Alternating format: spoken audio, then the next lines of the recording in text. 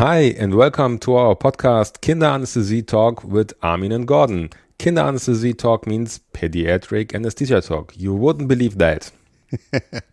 Today is Monday, the 1st of April, or Easter Monday, or April's Fool. But don't worry, no jokes today. We're Dr. Armin Zablewski and Dr. Gordon Fink. We are specialists of anesthesiology and we host a German-speaking podcast about pediatric anesthesia. Our concept is simple. Either we talk to each other about a pediatric anesthesia topic, or we invite experts to talk about a specific topic, for example, a guideline. But Gordon, let's introduce ourselves first. Maybe there are some audience members who are listening to us for the first time. Yeah, possibly. So go on. So you are Gordon, the man with the sexy presenter voice. But in real life, apart from this podcast, you currently work as a consultant of pediatric anesthesia at the Vivantes Hospital in Berlin, Friedrichshain. Your main field is pediatric anesthesia, of course, but you are also an emergency doctor. So are you, Armin. And you're the man who can mumble wonderfully, but we love you anyway. And it was your idea to start this exciting project, actually. So, you're Dr. Armin Zablewski. You're also a specialist in anesthesiology. You are a pediatric anesthetist. You are an emergency physician. Intensive care medicine is currently your main area of activity. And you are also a researcher. And your research activities are in acute lung injury and in, guess what, pediatric anesthesia. And you currently work at the University Hospital Schleswig-Holstein in Kiel. Yeah, that's right, Gordon. We've been running this podcast for about 2 years, and our aim was to share our knowledge about pediatric anesthesia. For the few people who are listening to us for the first time, we should briefly explain how we came up to this podcast. Gordon, buddy, can you share your version of our podcast origin story? You visited me in Berlin, and you told me that there was a move going on at your hospital. The pediatric anesthesiology department has moved from the old building to the new building, and you were able to accompany this move and also gave a lot of thought to how pediatric anesthesia could be modernized there. Yes, and you, Gordon, gave me lots of advice, and I realized that the topics we are talking about would certainly be very interesting for other ears as well. And so we decided to simply record our banter, and lo and behold, a whole 2 years later, we realized that a lot of people listen to what we say here. And for the first 2.5 years, we concentrated on German-speaking listeners. But since anesthesiologists are very well networked all over the world, it was clear that sooner or later we would also do an English language episode. And now the time has come. But initially, you weren't particularly enthusiastic about this idea.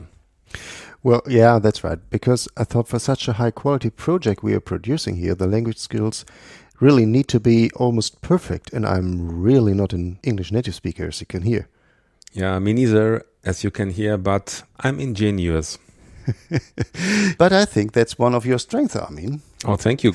I think you have to be a little bit crazy and a little bit brave, just like you have to be to work in pediatric anesthesia, right? Yeah, that's right. By the way, I just had a thought when you earlier said where you live. I have a special question for you. Okay. Do you know an American Hollywood actor who has the same name as the city you actually live in? Any idea? An actor called Kiel? Exactly. I don't know him or her. I bet you know him from his most famous role. Shall I give you a hint? Yeah, give me a hint. Okay. He appears in 2 James Bond movies. Is it the man with the golden teeth? Right, yeah, very good. Just Okay. First hint. The other were, he died in 2014 and he suffered from acromegaly. Yeah, that I was guess the big one. now you have known. Yeah. Yeah. His height was 2 meters and 14 and he played the character of Jaws, the guy with the steel teeth. And his name was Richard Kiel, yeah. Oh, cool. I didn't know that. His name was Kiel because his grandparents were immigrants and they came from Kiel. Oh, good. So my name would be Goslar. But my real name is Zablewski. Yeah. And I'm Gordon Salzgitter. If you don't know where Goslar or Salzgitter is, don't worry. These cities are not the biggest cities in Germany, but very important because we are from these cities. By the way, Salzgitter is a huge area. So there are many little villages in a very huge area. So this makes it the 5th biggest city in Germany. Yeah, maybe it will be noted in the next Lonely Planet, Germany. But let's talk about serious topics, Gordon. Yeah, Ami, what have you planned for today? Now, we have brought a very interesting topic today. It's about nothing less than the new airway management guideline for neos and infants. And this episode is in English because we have found 2 international experts on this topic. And there are Nicola Disma from Italy and Thomas Riva from Switzerland. From Italy. No need to keep our listeners on the edge of their seats any longer. Let's roll the interview we snagged with those 2 fellas. Get ready for some insider insights and maybe a sprinkle of uninspected humor. This sounds good. ChatGPT.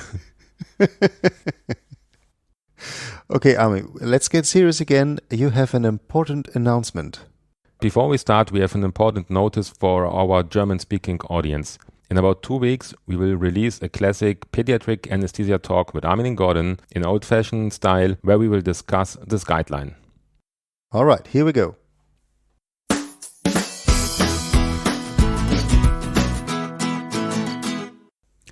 Finally, it's here, the new guideline for airway management in neonates and infants, and we all have been waiting for it for quite a long time. As a podcast on pediatric anesthesia, it's our duty to talk about it and to discuss the contents, but however, since we are a kinderanaesthesie-talk, that's not enough for us, which is why we're also speaking with 2 of the authors, Nicola Disma and Thomas Riva, and we are about to discuss the contents with them because it has always been proven to be effective to go directly to the source. Exactly, Gordon. And now Nicola is smiling in front of us in our screens, and I can hardly believe that is really happening right now, that he's here, live from Italy. So hi, Nicola. Thomas will join us later on. He's on call and maybe he's busy right now.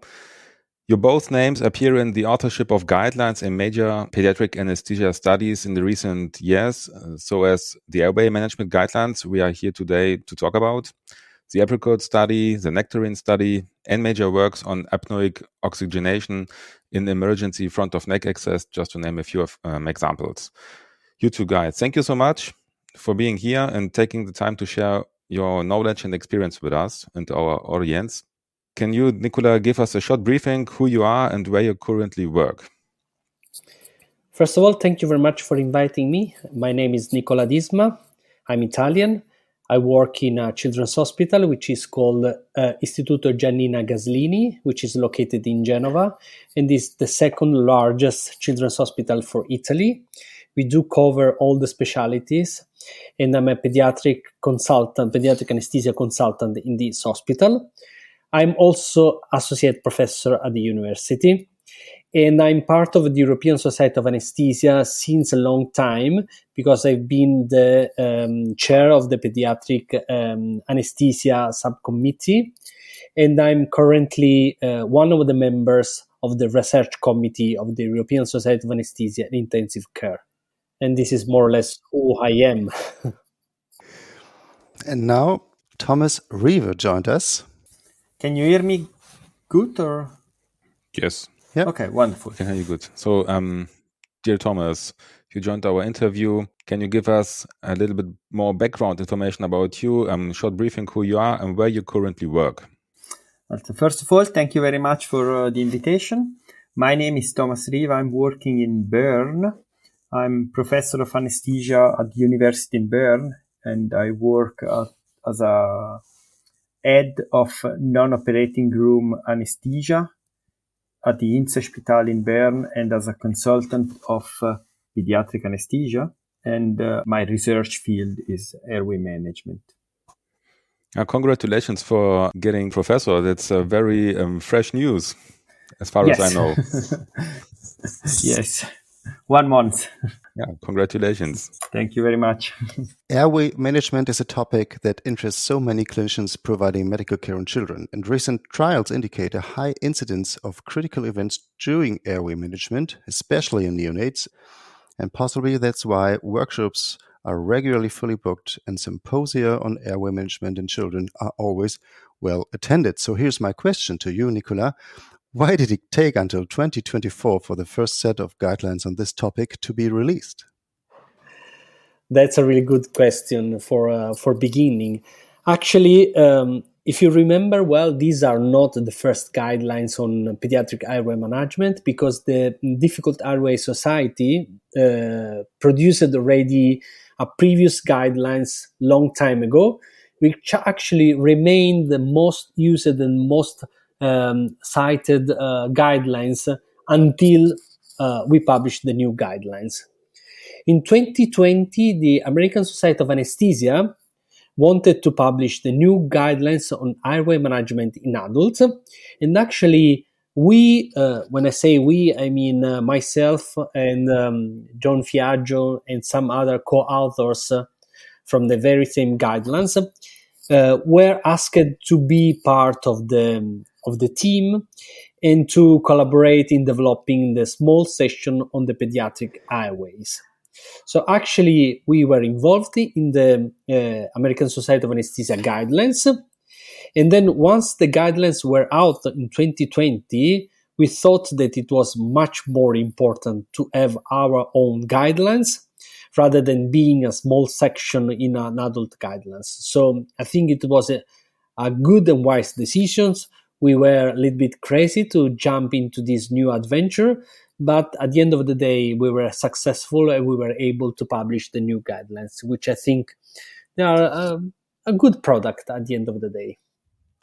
So we are talking about the guideline now, and the list of authors read like the lineup for a children's anesthesia world championship, if there were one. So we wonder, how is it possible to reach a consensus in such a large group of experts? Did you argue a lot? I'm happy to answer this question. Before I answer, actually, I want to give you a little background. If you read the title, is European Society of Anesthesia and Intensive Care and British Journal of Anesthesia Joint Guidelines. What does it mean? It means that immediately after we published the nectarine paper in the British Journal of Anesthesia, the editor-in-chief of the British Journal approached us and asked to develop and to work on a new airway guidelines. We were happy to take the challenge, but actually the British Journal of Anesthesia is not a society, and we thought that it was much more important to work under the umbrella of the European Society of Anesthesia. That's why we asked the Society of Anesthesia and the British Journal to sign an agreement and to work together and to support the development of the new guidelines. So this was the background. And the reason why we choose such a large number of co-authors, it's simply because we wanted to reach geographically all the parts of the world. So actually there are experts from Europe, there are experts from Canada, North America, there are experts from Japan, Australia. So the beauty of this group is that they cover all over the globe. And actually, it was a very important experience because we also had the opportunity to share different ways to work and different ways to approach the pediatric airway. So at the end of the day, we produced a paper, which I think is important, but it was also a moment for us to grow up and to improve our knowledge. And so it has become finally, as we think, a fantastic piece of work. In order to conduct a structured literature research, you develop so-called PICO questions, which we now gradually delve into. But can you give us first some background information about those PICO questions? No problem. So actually, the PICO system is the standard way to develop guidelines and systematic reviews.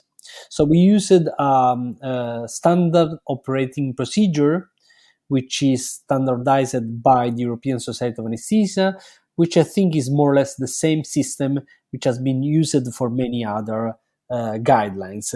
So basically, the initial idea was to concentrate our efforts on a specific population. So we started thinking about the whole pediatric population, and then we thought that it was too big work, and also we thought that the most fragile part of the pediatric population are neonates and infants.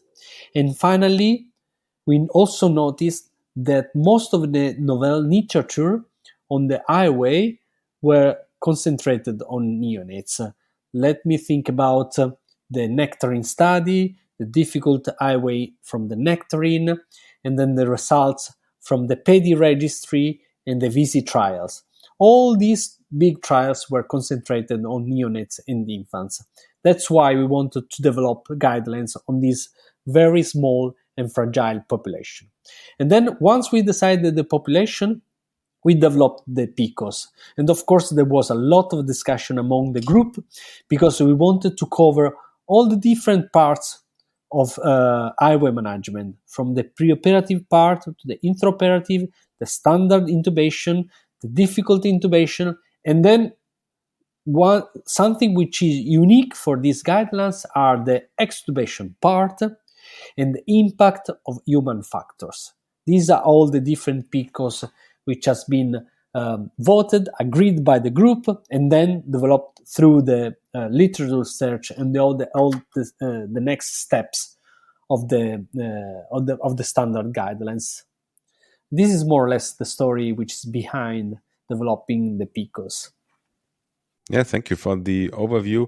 And let's directly start with the first PICO and talk about the first PICO. And the topic is preoperative airway assessment to predict difficulty. Is physical examination the best way to predict difficult airway management?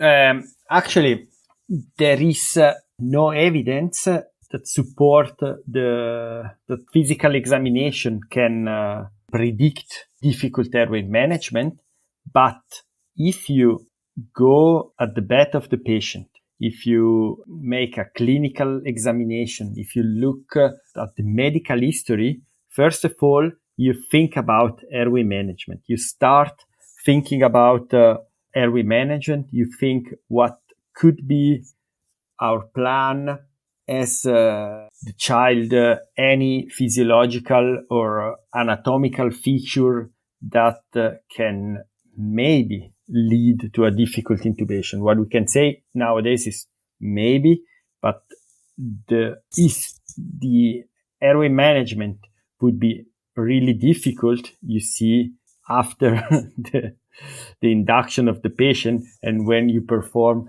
the laryngoscopy. Actually, the best parameter for predict difficult airway management would be the percentage of glottic opening. There is unpublished data still that goes in this direction. In neonates, don't help us if you never saw the neonate before. But making a profound and precise physical examination allow you to find out the feature of the patient that may have a micro-retrognathia, prognathia, a small mouth opening, and enable you to start thinking about airway management. So you can start performing a plan, you can prepare yourself, you can start preparing the video laryngoscopy, planning with the apneic oxygenation and all the backups plan that you need. Okay, so the physical examination is good enough to predict the difficult airway, to recognize it. Do you think AI can help us to detect the difficult airway management? So in the future, what do you think? Actually, we have to define what's difficult. What we know from the nectarine trial is that neonates is a population with much higher difficult airway compared to normal population. We have up to 6% of the neonates are difficult to intubate. When you look at these difficulties, you see that 50% of these children had a Mallampati 1 to 2 and a POGO score bigger than 50%, which actually you won't think they could be difficult. In neonates, we have to define the anatomical difficulties and the physiological difficulties of the child. So AI can help in case of anatomical difficulties, but more than 50% of the neonate are just difficult because they are neonates. Oh, good answer. Perfect transition to the next topic, preparation for airway management and pharmacological treatment outside resuscitation. And this is Pico 2. Before airway management, what preparation should be mandatory on your side? This was a very important Pico, and most of the preparation and planning was referred to the pharmacological preparation of these children.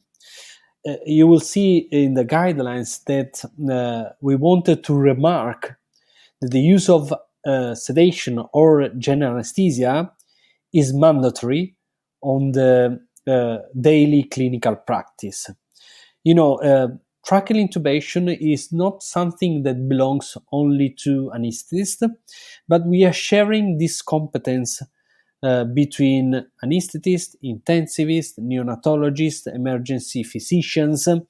So all the different kinds of physicians, they may have their own competence. However, in 2024, we think that it was important to remark that the use of awake intubation in this specific population should be limited to very few and selected cases. Then the rest of the population deserve appropriate pharmacological management, sedation, general anesthesia, to make the tracheal intubation, which is a very stressful procedure, as much comfortable as it is possible. This was something that we wanted to remark in our guidelines. And I think this was actually achieved. And we stated that the use of general anesthesia is part of the preparation and the planning before starting any kind of management of airway in this population. If spontaneous breathing is not necessary, is neuromuscular block mandatory? Yes. So may I remark this question? Actually, sometimes it's a matter of semantics. So we have to be very careful. There is nothing mandatory. You have to be confident with your technique, and you have to do what you are used to do for the best care of your child. However, if you base the answer on the literature evidence, there is enough evidence to say that the use of neuromuscular blocking before proceeding to the tracheal intubation make the maneuver easier. So if you are not an expert, but you have experts in the operating room or next door, and you're starting managing the airway, and you want to make in an easier and more comfortable way, and the child has no contraindications, this is really important. So every case has to be considered in a different way. Then you can proceed with the neuromuscular block before you attempt a laryngoscopy and then intubation. I think, Thomas, you agree Yes. with this statement. Of course, there is no one rule that fits every child, but in general, we may say that neuromuscular block improve the success of intubation and make the maneuver easier and more comfortable for the child. So that's a very important statement on this point, I think. Okay, Thomas, when was your last intubation? Today. And how did you manage the situation? How did you prepare?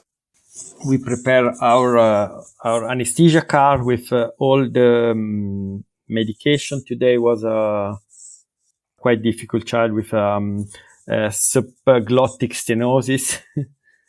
So was not the standard operation.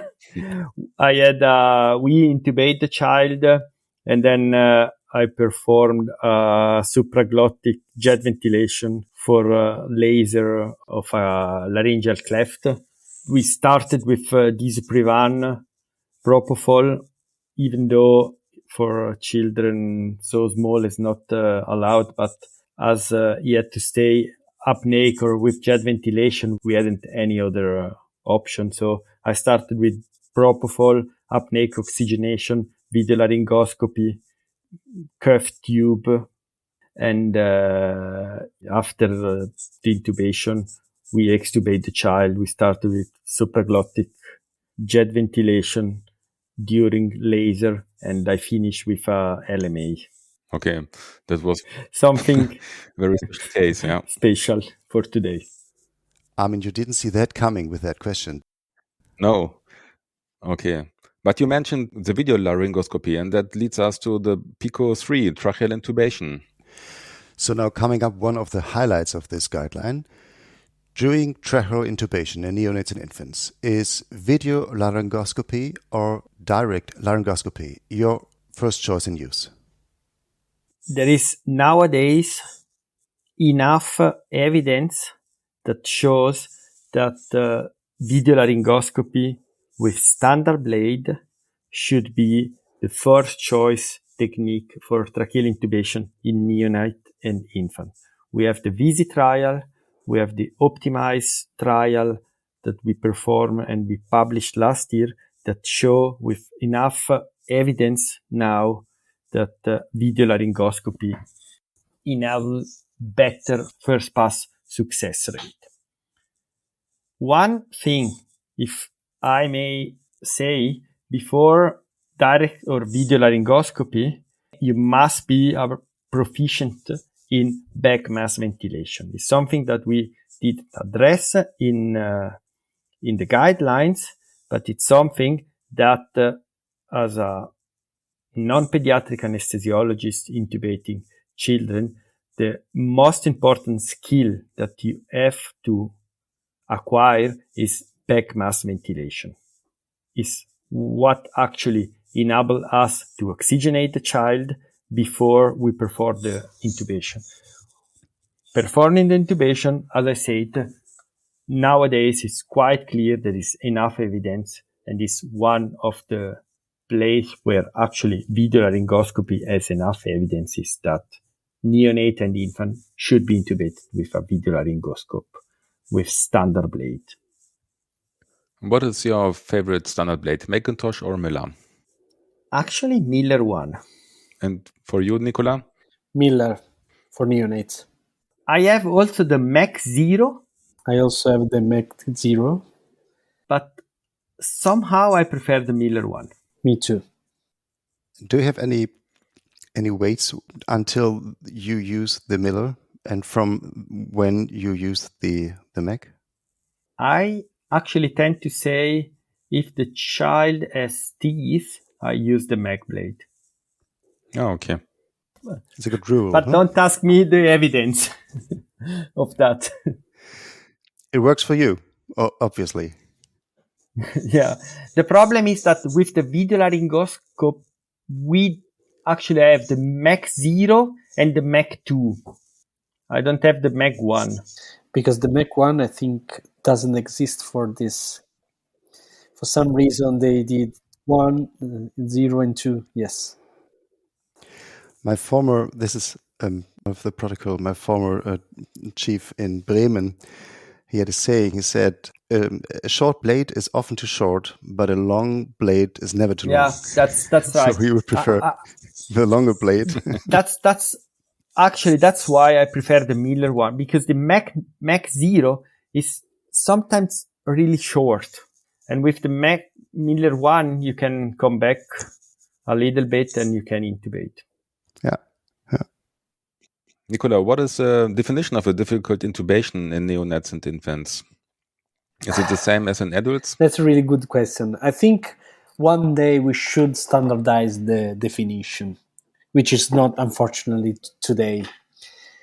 However, as you remember from the PEDI and from many other publications, the difficult intubation is defined as a Cormack-Lehane score beyond 3 or 4, POGO score less than 50%, or the easiest way to define difficult intubation is multiple attempt, more than 2 attempts of direct laryngoscopy. However, as Thomas said, I think that neonates, even the normal neonate, the small one, is difficult by itself because it's a completely different population. He's very small. He has his own metabolism. He has his own anatomy of airway. And of course, last but not least, we don't have enough neonates for being all experts. So, of course, the exposure we have to the neonatal case is relatively rare. For example, I always work with fellows and residents, and I can't remember the last time I intubated a neonate. Actually, I was always there supervising my fellows. And again, there are not enough neonates for being all experts. So neonates are difficult by definition.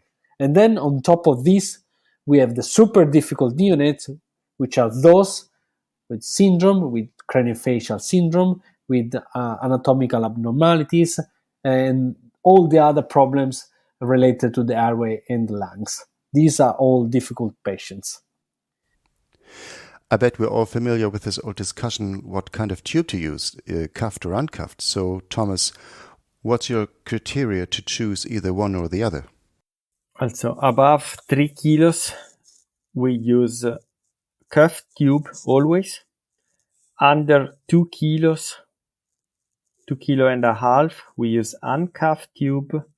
And between 2.5 and 3 kilo is up to the intervention, up to the child, up to difficulty of lung situation. But we tend to use a microcuff tube whenever possible. And what route do you prefer, Nicola? Oral or nasal? For us, in my institution, we do have, maybe it's not the usual practice, but we do all nasal intubation in neonates. And below the weight of 5 kilo, we use uncuffed tube. This is simply because it makes the tube a little bit more stable if intubated through the nose. And because I think it's much easier to deliver oxygen through the same tube if you're using apneic oxygenation. However, if you base the answer on the evidence, you may say that there is no evidence that cuffed is better than uncuffed or vice versa. Then it means that if properly used, the tube are both equally safe. So you can. So the magic rule does not exist. You can use either cuffed or uncuffed. It's important that you use in a proper way. Okay, you mentioned the apneic oxygenation. Can you give us a definition about that? What is apneic oxygenation? Apneic oxygenation actually is the passive application of oxygen in an apneic patient. It's the diffusion of oxygen from the upper airway through the larynx, reaching the trachea per diffusion. Actually, it's not a new concept. It's a concept that was described the first time by Follard and Meltzer more than 100 years ago. And now is something that is having a hype. But as we could demonstrate in our systematic review, by applying apneic oxygenation, particularly in the small, in infant and neonate, you can increase the percentual of first pass success rate. Yeah, in my perception, it is a hype as well, but it extends the safe apnea time. And how do you handle the apneic oxygenation in your hospital, Thomas? How do you perform the apneic oxygenation on infants? It depends. If the child is on high flow, I use a high flow as 2 liters per kilo per minute of heated and humidified air. If it's just a normal neonate coming in operation theater, I use normal nasal cannulas with 1 liter per kilo per minute. If we use the nasal route for the intubation, if we intubate the child nasally, we use a nasal sponge on the other nerves, and we give 1 liter per kilo per minute. Oh, Gordon, I'm quite content to make it like an expert. Maybe you are also an expert. No, I'm not. Not as Nicola and Thomas. You guys, what do you think? Is a neonatal and infant tracheal intubation algorithm necessary? Or, expressed in other words, which aids do you think are useful? We developed actually in our guidelines a cognitive aid for neonatal intubation. And if you remember, actually, the cognitive aid is divided into different colors.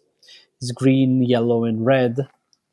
And of course, the idea that we wanted to reinforce was that the situation is never static, but it's also always dynamic. It means that you could be on the green part of the cognitive aid, and of course, if the situation changes, then you pass through the yellow and the red part. And of course, if you manage properly, you come back to the red part of the algorithm. So basically, what guides you is not only what you are doing, but basically how the patient is responding to your treatment. This is something really good. So it's the patient that is guiding you and is guiding your decision. We also wanted to add a couple of very important points. One is the concept of limiting the number of attempts, which is really important. Stop keeping attempts, because these increase linearly the risk of having a serious complication. And in the very last part of the algorithm, we also wanted to add the concept of debriefing and discussing always what happened and learning from our errors. So this is more or less the cognitive aid. Of course, we didn't want to reinvent the wheel because there are already very good cognitive aids. I'm thinking about the Vortex, which is probably the most famous. And more or less, our algorithm replicates in somehow the concept of the Vortex. So this would be a good seek to the topic human factors, but we're getting to this later. Our next topic is PICO 4. What should be the gold standard to manage an anticipated difficult airway, and who should be involved? At least our strategy is to deal with these particular children with two pediatric anesthesiologists, enabling the team to intubate, not just Thomas Riva or my colleague, but to be a team that perform the intubation. And that is actually something that with the video laryngoscopy is very important. You can make the intubation a teamwork and not a singular person intubation that look through the mouth like with the direct laryngoscopy. For me, this is one of the most important things. If you can make the intubation teamwork, that should be actually, for me, the gold standard in anticipated difficult airway. And what should be the gold standard actually is, we know that video laryngoscopy should actually be used instead of direct laryngoscopy. The first pass success rate in difficult airway management with video laryngoscopy is 10 times higher than direct laryngoscopy. At that point, you have to decide, do we need to administer a neuromuscular block? Do we need to keep the patient in spontaneously breathing? Should we do with a video laryngoscopy? Should we do with fiber optic intubation? There is actually no one-fits-all recept. That's my favorite sentence in this chapter. And where, besides emergency intubation, so planned elective intubation, where's your first choice location to perform this? Operating room. So, of course, the more diplomatic answer is the place where you have enough expertise around and enough equipment ready and available for your plan A and plan B and plan C. But again, coming back to my original answer, the operating room, I think, is the safest place where you have all the things that I listed around you. Actually, sometimes we are called to perform intubation in the emergency department, in the ICU, and that is the place where it's much more difficult to teach our residents, because you are not in a familiar place, and you don't have everything handy, everything available, and that is the place where you as a consultant have to perform the maneuver and reduce the level of teaching. But if I have to decide in an elective case, this is actually, for example, what we do when we do laryngotracheal reconstruction. We do in the operating room, and then the child is transferred to the ICU. And then when there is time to extubate the child or to change the tube, the child comes back to the operating room, and we perform the maneuver in the operating room. This is the place where I think is the safest place for doing such kind of complicated maneuvers. When did you have your last difficult airway in NEOS, Nicola? And how did you manage the situation? Thomas already told us about this last situation, which was obviously today. Actually, I have to be honest that a couple of weeks ago, we received an infant who had an history of esophageal atresia and something on the trachea. So actually, they did surgery on the esophagus, but there was some surgery performed also in the trachea. But there was no medical history because this child came back from another hospital from another country, and we lost most of the information related to the kind of surgery. So actually, we started anesthesia in spontaneous breathing, and the plan was for gastroscopy because it was planned to have esophageal dilatation. And the plan, of course, was for tracheal intubation. And then the glottis, the view of the glottis was optimal, really good, but I couldn't pass the size 4 tube, and then I tried with a size 3, and then I tried with a size 2.5. None of these tubes were able to pass, and actually we discovered that the trachea was patent, but it was tortuous.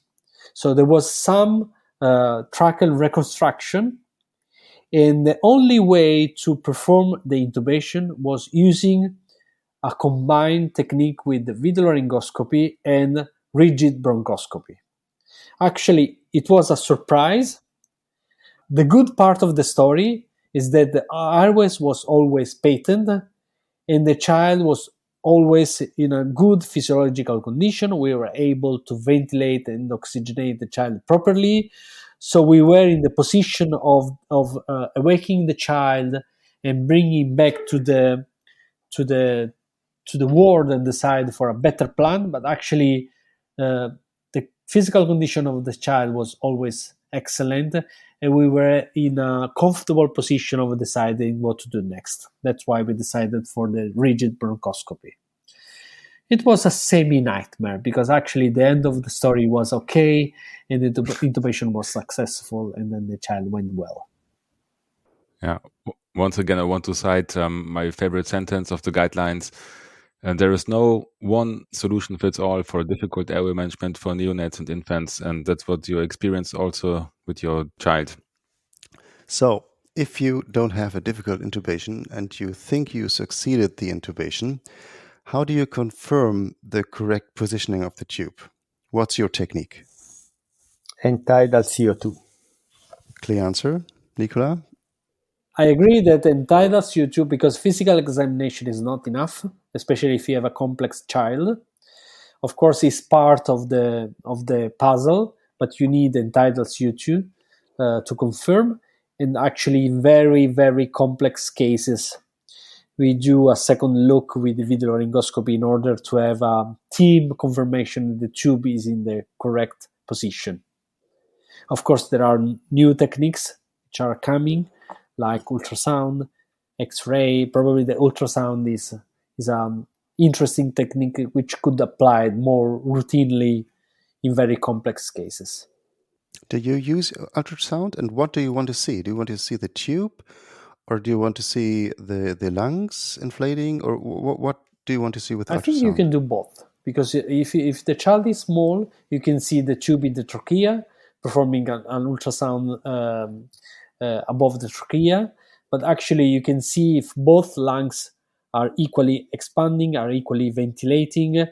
It's a technique that now is ready available, and you don't need to forget that you can use ultrasound if you need an extra confirmation of the correct tracheal intubation.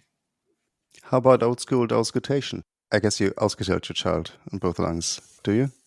Yes, but not to confirm the position of the tube, just to confirm that I'm ventilating both lungs. For me, the confirmation of the tube is end-tidal CO2, direct view of the tube passing the vocal cords, or fibroscopy through the tube to confirm that you are in trachea. And let's get to the next PICO, strategies for tracheal extubation. Intubation is a skill. Extubation is an art. This was a podcast episode released 2 years ago, so our audience knows what we're talking about. And what is the best strategy for safe extubation in neonates and infants after difficult intubation, either anticipated or unanticipated? For me, the best strategy is to remember that extubation must be always planned. You don't need to extubate the child at any cost. And that's the first thing that you have to think about. Intubation is a must, because you can have severe problems, but extubation is a maybe for me. And there you have to be ready with everything as if you would have a difficult intubation. Without this preparation, you shouldn't even try to extubate the child. For the place, I would say wherever you feel comfortable, wherever you have expertise and all the needed equipment. And for the strategy, I would go 99% of the time for an awake extubation if you had a difficult intubation. Or maybe 99.9?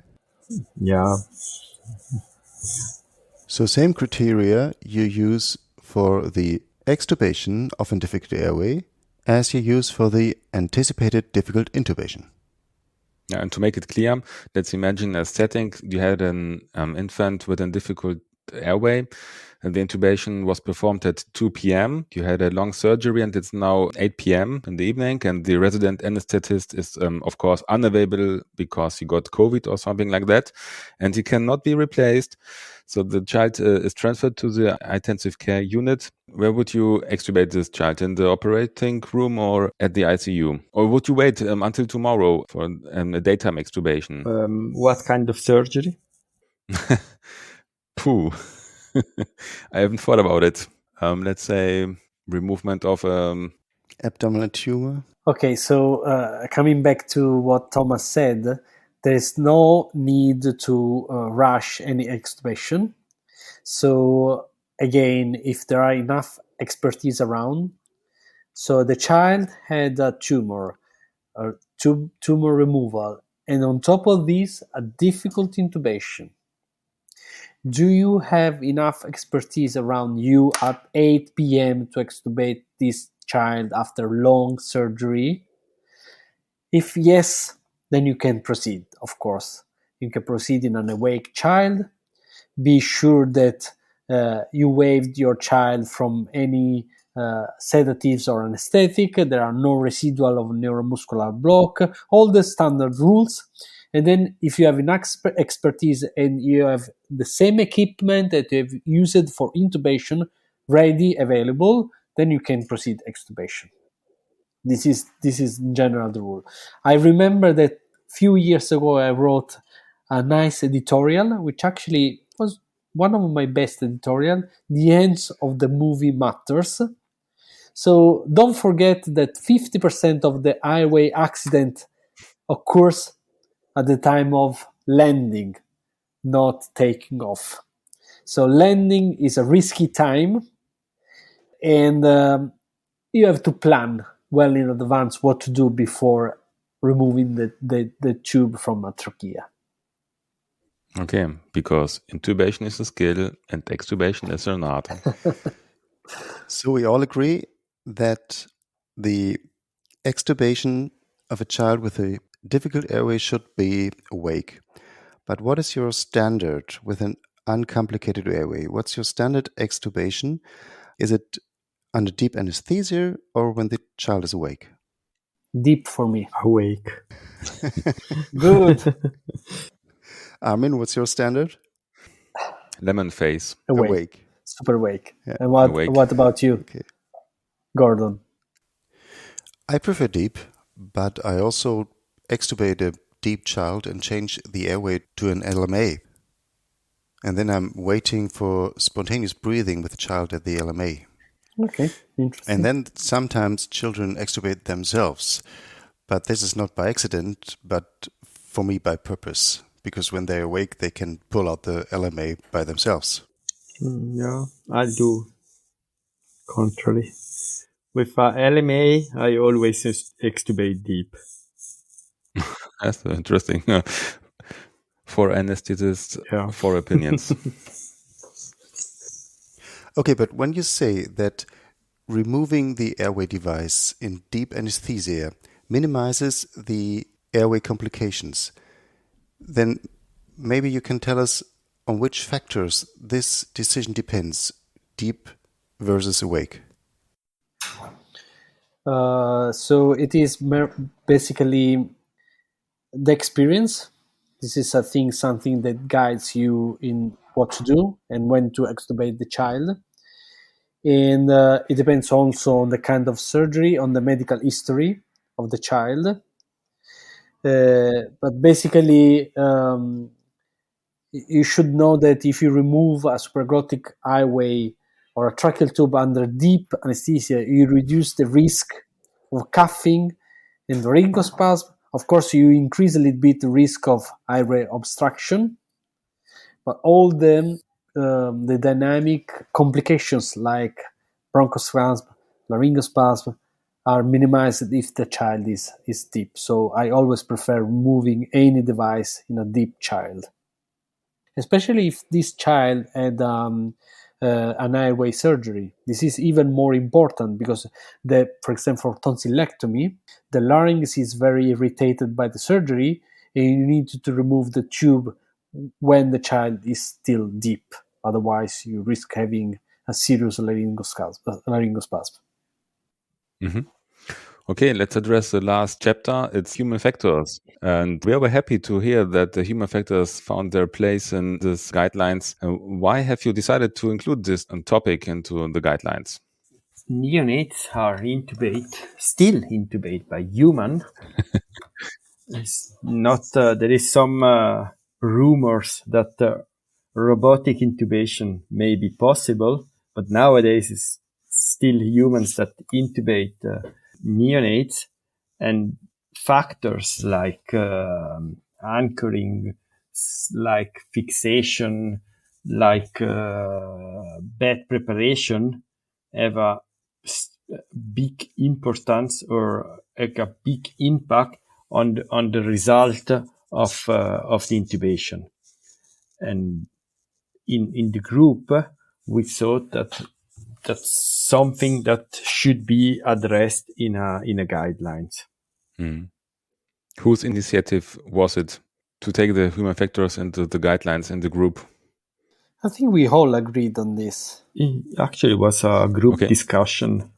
Mm-hmm. Yes, but actually, you notice that the guidelines, the part of human factors is not a proper guidelines, but it's more a small scoping review where we went through all the human factors that they may impact successful airway management. Yeah.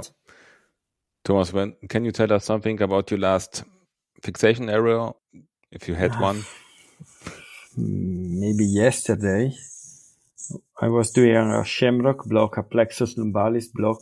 Was quite difficult, and I had to make 4 punction to get to the, which actually is fairly high, but there wasn't any other person in hospital that could do a plexus lumbalis block. Actually, I had to puncture 4 times, which actually is not my standard. Usually I tend, after 2 failed punction, to change the operator. And the same is in airway management. What about you, Nicola? Do you remember your last fixation error? Fixation error I probably do every day, because the more senior you became, the more at risk you are at doing fixation errors. Because around fixation there's also problem of leadership, respect from other people. So we have the fear of failing the procedure, and then we forget that sometimes we should stop doing things. We should hand over to someone else, even if your colleague is younger or more junior than you. It could be a little bit more fresh than you because you are stressed, you are tired, you did many things at the same time. You ended your interview, your podcast late in the night, and you were tired. So for the future, we all should remember that fixation is not good for the patient, and sometimes it should stop early rather than late, which is the best for the patient. Nicola, we all know what you are talking about.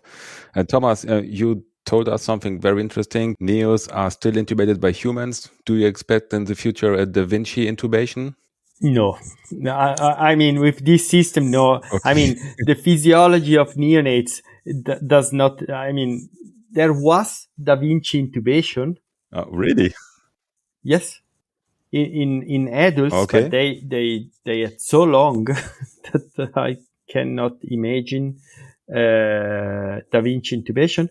But I can imagine. Actually, I'm aware of software that they can be implemented in video of the video laryngoscope and can help people to recognize anatomical structure, can address the intubator to push more, to pull more, and at the end, they recognize if the tube is in place or not. Yeah, interesting idea. Yeah. Something like a joystick for intubation, an advanced video laryngoscope with feedback mechanism. There is something, not for children. Actually, they are prototype, but not yet used in humans. Actually, the next step will be to implement AI software in the videos of our video laryngoscope. Interesting research field. But for the moment, we humans, we still have to intubate the children by ourselves. And for an optimal intubation, we have this great guideline that we talked about. And I think we went through all the chapters. Gordon, what do you think? Do we have still any questions? I have no more questions, no. It has been a very intense and fascinating last hour, and I'm really happy that you guys gave us the opportunity to do this interview with you. So thank you so much for spending your time with us. Yeah, thank you so much. Also Thank from you my very side. much for inviting us. My last remark is that that we jumped into this new adventure, which is a multinational, international, multi-continental study, which is the cricket. We thought that we were enough crazy for writing that the guidelines, but actually now we discovered that we are even more crazy with the cricket study. So I hope we can reconjoin in the future and discuss altogether the result of the 100,000 patients included into the cricket study if they happen. Anyway, this is the next challenge. All right, we're happy to meet you guys again and talk about the cricket study. But for now, where can we gather more information? Actually, we do have the website, which is cricketstudy.eu, where you can discover all the information. Yeah, we'll make a link from this episode Thank to you very this much. homepage. Fantastic. Thomas, last words for you. Thank you very much for inviting me, actually, and I joined Nicola in advising to try to participate to this even crazier adventure. I don't know if we can say crazy because it's guidelines are nothing compared to the cricket study. Good luck for this project. But before we come to an end, let us tell you about our tradition. We collect donations from our listeners and we pay our fixed costs from it, but the rest of the money we don't keep for ourselves. We donate our donations to organizations that are close to our hearts. Mostly they are medical organizations related to children. So we would like to know from you now, is there any organization you would like to make us a donation to in your name to say thank you for spending your time with us? I could have one idea. We have a Pflegeassistent, I don't know in English, assistant of care. In Bern, he works as a Pflegeassistent at the intensive care and is a hospital director in Rwanda or Burundi. And there, he developed an hospital.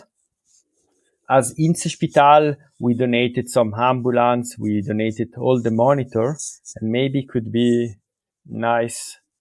It's not an organization, it's a person who actually is directing the hospital in Africa, and this one where we know that all the money that are donated are put in the hospital and not in bureaucracy or something like that.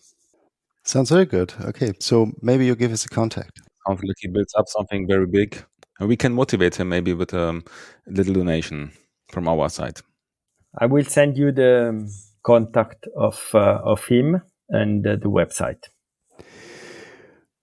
And Nicola, if you don't have an idea right now, I think I support what Thomas said. I'm happy to give the contribution to this guy. I really trust on this, and I think concentrating just one donation rather than splitting into two donation would be much more effective. Perfect. He's our man. Thank you very much, and good night, good evening. As we say in Germany, tschüss. Auf Wiederhören. Ciao, arrivederci. Ciao zusammen from Bern.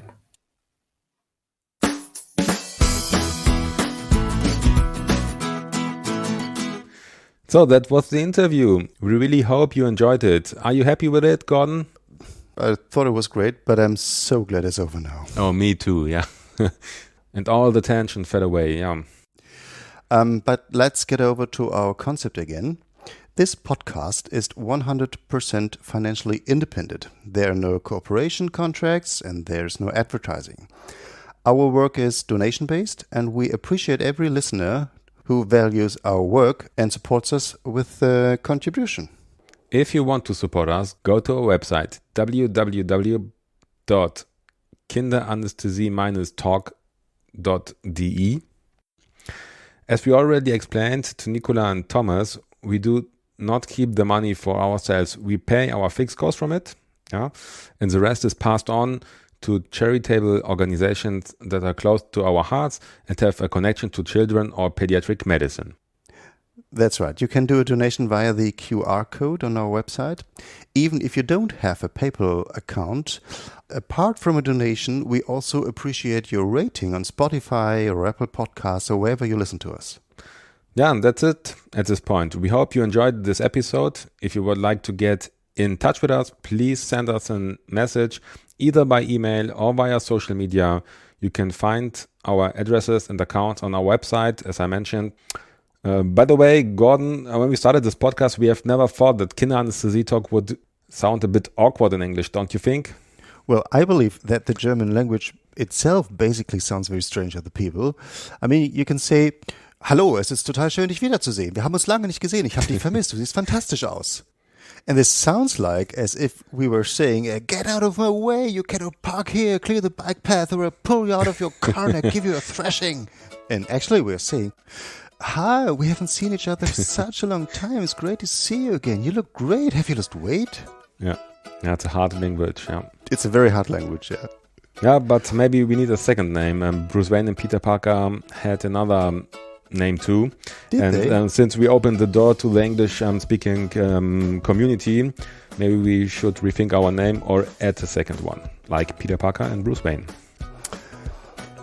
Okay, well, let's say we are open to your suggestions. But for now, at this point, there is nothing left to say goodbye to our audience in our traditional way. And this is Auf Wiederhören. Auf Wiederhören.